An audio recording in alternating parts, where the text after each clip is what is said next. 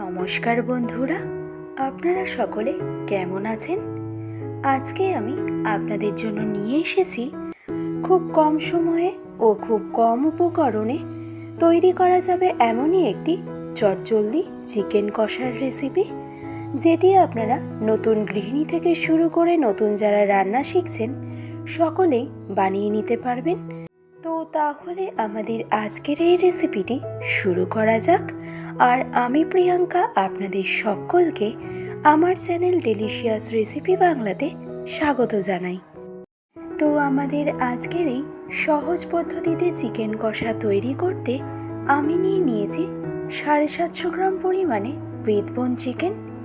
চিকেনটাকে মিডিয়াম সাইজের কারি কাটে কেটে নেওয়া হয়েছে। এবার সবার প্রথমে চিকেনটাকে ম্যারিনেট করে নেব। আর তার জন্য আমি অ্যাড করলাম 100 গ্রাম পরিমাণে টক দই, 2 চা চামচ আদা রসুন বাটা, ঝালের জন্য অ্যাড করব পরিমাণ মতো কাঁচা লঙ্কা বাটা। আমি পাকা কাঁচা লঙ্কার ব্যবহার করেছি। নেক্সট অ্যাড করলাম হাফ চা চামচ হলুদ গুঁড়ো, 1 চা চামচ পরিমাণে কাশ্মীরি রেড চিলি পাউডার। আর সবশেষে ম্যারিনেশনটাকে স্মুথ করার জন্য আমি অ্যাড করে নিলাম 2 টেবিল চামচ পরিমাণে কাঁচা সর্ষের তেল। এবার এই সবগুলো উপকরণের সাথে চিকেনটাকে খুব ভালো করে আমি ম্যারিনেট করে নেব। আর ম্যারিনেট করে নেওয়া হয়ে গেলে আমি অ্যাড করে নেব 1 চা চামচ পরিমাণে রেগুলার সল্ট। নুনের পরিমাণটা অবশ্যই আপনারা নিজেদের স্বাদ অনুসারে ব্যবহার করবেন। তো এবার এই নুনটা চিকেনের সাথে ভালো করে একবার মিশিয়ে নিয়ে এবার ম্যারিনেশনের জন্য চিকেনটাকে আমি রেস্টিংয়ে রেখে দেব কমপক্ষে 30 মিনিটের মতন। এবার 30 মিনিট পর একটা কড়াইতে আমি দিয়ে দেব 100 মিলির মতন সর্ষের তেল। আর তারপর একে একে ফোড়নের জন্য অ্যাড করে নেব 2টো মিডিয়াম সাইজের তেজপাতা, একটা ছোট দারচিনি স্টিক, 2টো লবঙ্গ, 2টো ফাটিয়ে নেওয়া রেগুলার এলাচ ও হাফ চা চামচ পরিমাণে গোটা সাদা জিরে। এবার মিডিয়াম ফ্লেমে জাস্ট 10 থেকে 15 সেকেন্ড সময় ধরে মশলাটা কুক করে নেওয়ার পর মশলার থেকে সুন্দর অ্যারোমা বেরোতে আরম্ভ করলেই এই পর্যায়ে এসে আমি অ্যাড করে নিলাম 200 গ্রাম পরিমাণে সরু ও পাতলা করে কেটে রাখা পেঁয়াজ। এবার মিডিয়াম টু হাই ফ্লেমে পেঁয়াজটাকে খুব ভালো করে ফ্রাই করে নেব। আর এই পেঁয়াজটা ফ্রাই করতে করতেই আমি অ্যাড করে নেব খুব অল্প পরিমাণে নুন। আর এই নুনটা অ্যাড করার পরেই দেখবেন পেঁয়াজের মধ্যে থেকে ময়েশ্চারটা খুব তাড়াতাড়ি রিলিজ করে দেবে। আর পেঁয়াজটাও কিন্তু আমাদের খুব তাড়াতাড়ি ফ্রাই হয়ে যাবে। তো যখনই দেখবেন পেঁয়াজের মধ্যে ঠিক এরকম একটা হালকা লালচে কালার চলে এসেছে, তখনই এই পর্যায়ে আমাদের অ্যাড করে নিতে হবে 1.5 চা চামচ আদা রসুন বাটা ও ঝালের জন্য পরিমাণ মতো কাঁচা লঙ্কা বাটা। চিকেন ম্যারিনেশনেও কিন্তু আমরা আদা রসুন ও কাঁচা লঙ্কার পেস্টের ব্যবহার করেছিলাম, তাই এই সময় আদা রসুন ও কাঁচা লঙ্কার ব্যবহারটা কিন্তু আমাদের একটু বুঝেই করতে হবে। তো আদা রসুন ও কাঁচা লঙ্কার পেস্টটাকে একটু ভালো করে মিশিয়ে নিয়ে আমি অ্যাড করে নিলাম 1 চা চামচ ধনে পাউডার, হাফ চা চামচ জিরে পাউডার, হাফ চা চামচ কাশ্মীরি রেড চিলি পাউডার ও হাফ চা চামচ পরিমাণে হলুদ গুঁড়ো। এবার গ্যাসের ফ্লেমটাকে একদম মিডিয়াম টু হাইতে রেখে এই মশলাগুলো আমাদেরকে খুব ভালো করে কুক করে নিতে হবে, যাতে মশলার থেকে এর কাঁচা গন্ধটা সম্পূর্ণভাবে চলে যায়। তো মিডিয়াম টু হাই ফ্লেমে 3 থেকে 4 মিনিট সময় ধরে মশলাটা কুক করে নেওয়ার পর মশলার থেকে অয়েলটা আস্তে আস্তে সেপারেট হতে আরম্ভ করলেই এই পর্যায়ে এসে আমি অ্যাড করে নিলাম 2টো মিডিয়াম সাইজের টমেটোর পেস্ট।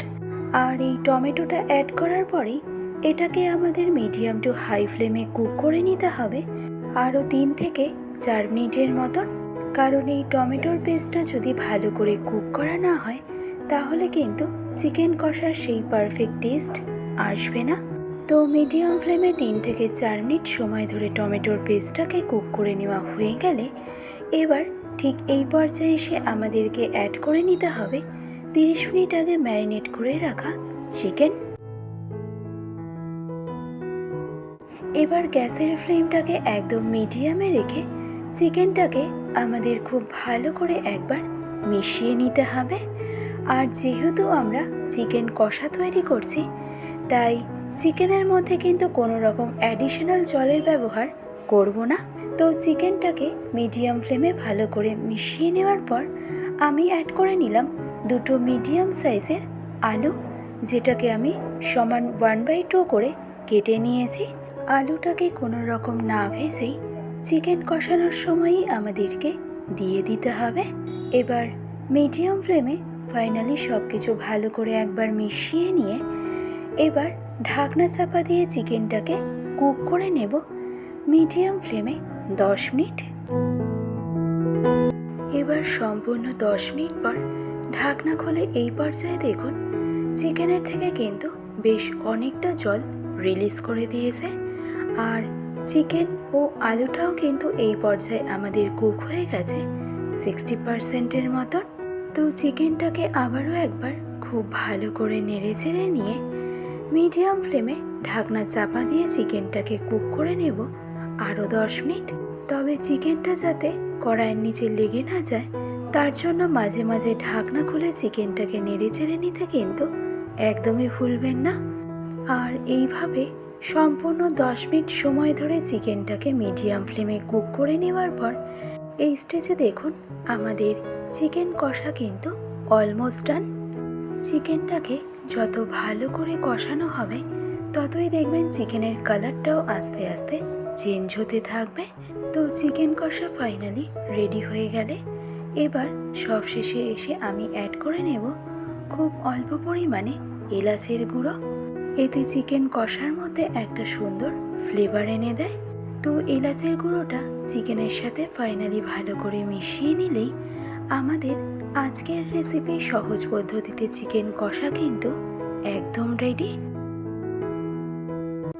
আর এই চিকেন কষা গরম ভাত ছাড়াও লুচি, পরোটা, নান, পোলাও অথবা ফ্রাইড রাইসের সাথে খেতেও কিন্তু জাস্ট অসাধারণ লাগে। ভালো লাগলে রেসিপিটি অবশ্যই এইভাবে ট্রাই করে দেখুন। আশা করছি আপনাদের সকলের ভীষণই ভালো লাগবে। আজকের ভিডিওটি তবে আমি এখানেই শেষ করছি।